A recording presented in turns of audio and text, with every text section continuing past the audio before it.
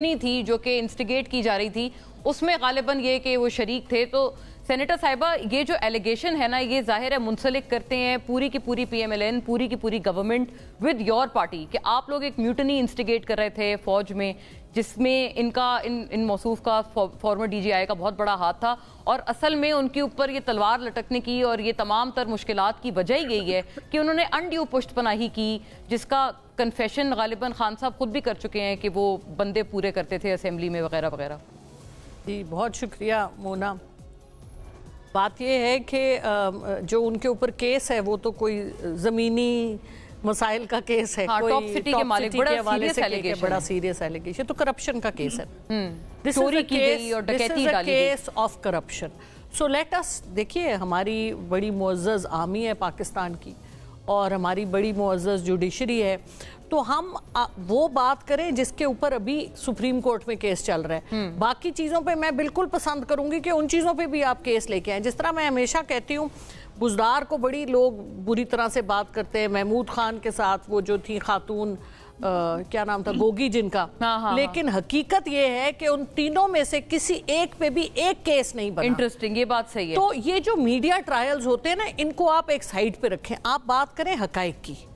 तो अगर जनरल फैज हमीद पे इस वक्त केस है करप्शन का, और हम भी बड़े परेशान हैं कि पाकिस्तान में मेरे वालिद भी ब्यूरोक्रेट थे, हम पिंडी में मैं बड़ी हुई, यहाँ पे सारे जनरल हमारे आगे पीछे होते थे, तो वो जो एक बहुत ज़्यादा करप्शन की जो एलिगेशन हैं, these are very important because Pakistan एक गरीब मुल्क है, और यहाँ पे जब आप शान और शौकत देखते हैं, जो लोग ओहदे पे होते हैं, तो लोग परेशान होते हैं कि कहाँ से तनख्वाह में इतनी। लेकिन ज़रका साहिबा वो कहेंगे कि अगर वो करप्शन की एलिगेशन है, तो इतने संगीन एलिगेशन रखने वाले जो साहब थे, वो आपके फाउंडर चेयरमैन के इतने करीब क्यों थे?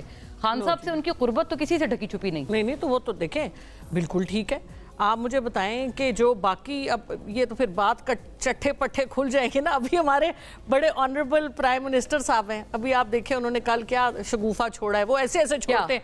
उन्होंने गोल्ड मेडलिस्ट अरशद नदीम को कहा कि वो जो टीम आई थी, उन्होंने कहा कि अगली दफ़ा तुम लोग प्लैटिनम का मेडल लेके आना। ओ भाई, ओलंपिक्स में गोल्ड मेडल होता है, उसके आगे तो कुछ होता नहीं। अच्छा, बाकी प्लैटिनम वाली बात मैंने नहीं सुनी। मतलब ये कि जब आप इस तरह के सरबराह, ऐसे सरबराह हमारे लिए बहुत ऑनरेबल हैं, वो प्राइम मिनिस्टर हैं हमारे मुल्क की लाज हैं वो, लेकिन जब इस किस्म के शगुफे छोड़े जाते हैं तो फिर बड़ी परेशानी उस पे बहरहाल बात करेंगे। लेकिन बात ये कि देखिए जी, मैं I am with the rule of law. आप निकालें, आप करप्शन के केस निकालें, आप एविडेंस निकालें। अभी देखें ना, 1 साल से हमारे लोग जेलों में बंद हैं, सजा काट चुके हैं, और उनके अभी तक केसेस उनके ऊपर चले नहीं। तो देखें ये तो कितना जुल्म है कि जिसके ऊपर केस नहीं चला उसको आपने कैद बामुशक्कत या आपने सॉलिटरी कन्फाइनमेंट में रखा हुआ है, उमर चीमा जैसे शरीफ आदमी को, और आपका केस चला नहीं है। तो ये जो मावराए अदालत जो काम होते हैं जी, यास्मीन राशिद साहिबा, शुक्र आलिया हमजा को छोड़ दिया और बाकी खवातीन,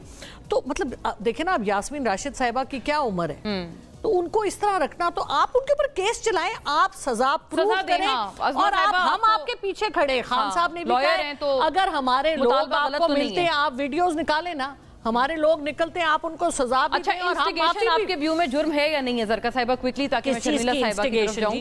वो कहते हैं इंस्टिगेट किए थे तमाम अटैकर्स, अगर आपके नहीं भी थे ना, तो जितने वहां कारकुनान मौजूद थे उनको इंस्टिगेट तो आप लोगों ने नहीं किया था। देखें ये बात, इश्तियाल दिलाया, हम तो मम्मी डैडी बर्गर पार्टी हैं, हमें इंस्टिगेट, हमें तो बर्गर खाने आए और मम्मी डैडी बनना है, हमें क्या काम आते हैं। ठीक है, लेकिन बहरहाल आप एविडेंस प्रूव करें, हम आपके पीछे खड़े हैं, हम सबसे पहले होंगे जो कहेंगे हाँ we agree with you. Khan Sahab ने भी यही कहा, और हमारा भी पहले दिन से यही मुतालबा तो नहीं है।